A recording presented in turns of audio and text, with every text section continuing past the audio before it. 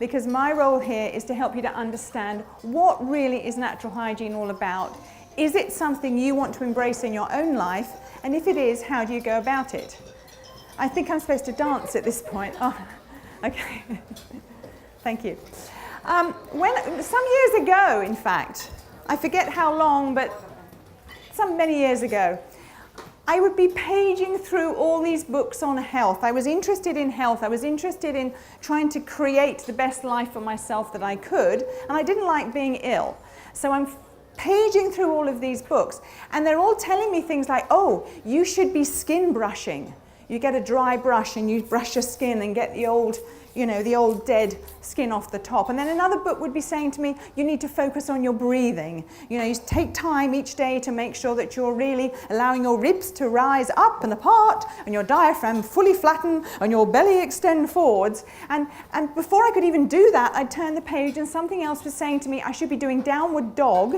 And it just went on and on and on with all these different things that I was supposed to do in my day in order to be healthy.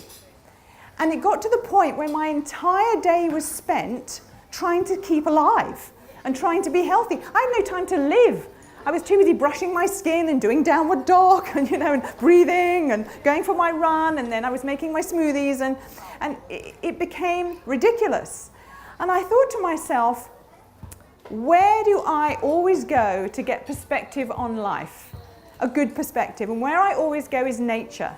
And I look to nature, and nature provides me with the answers every time.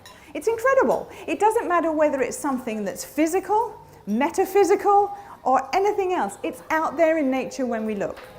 So I went to nature, and what I noted was that the creatures out there were not skin brushing, downward dogging, breathing, or doing anything else. They were simply getting on with their natural life.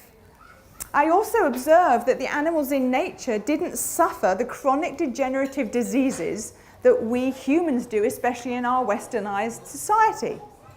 And so something sort of woke up in my brain, and I thought, well, although all this health advice is, I'm sure, good, and although it has its validity, and there are things that we do that's good for us, and I'm not knocking skin brushing, there's a lot to be said for skin brushing, but surely there's a bigger, more natural picture that doesn't take us away or detract our attention from actually living that life that we're here to live. And that was when somehow I was fortunate enough to stumble across natural hygiene.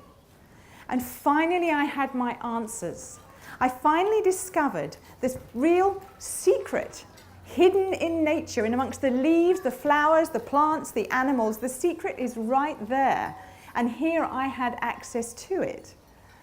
And that secret was that if we provide our bodies with exactly what they need to thrive and be healthy, and we avoid or minimize damaging them, injuring them, or poisoning them, then that's really all we need to do. Now that might seem tremendously simple. Well, in many respects it is, and that's good, because I could relate to it, because I'm a very simple girl. So I liked the simplicity of that. I thought, okay, so all I've got to do is provide my body with what it needs to thrive and be healthy. But then, of course, one has to look further than that and ask the question, what does my body need to thrive and be healthy?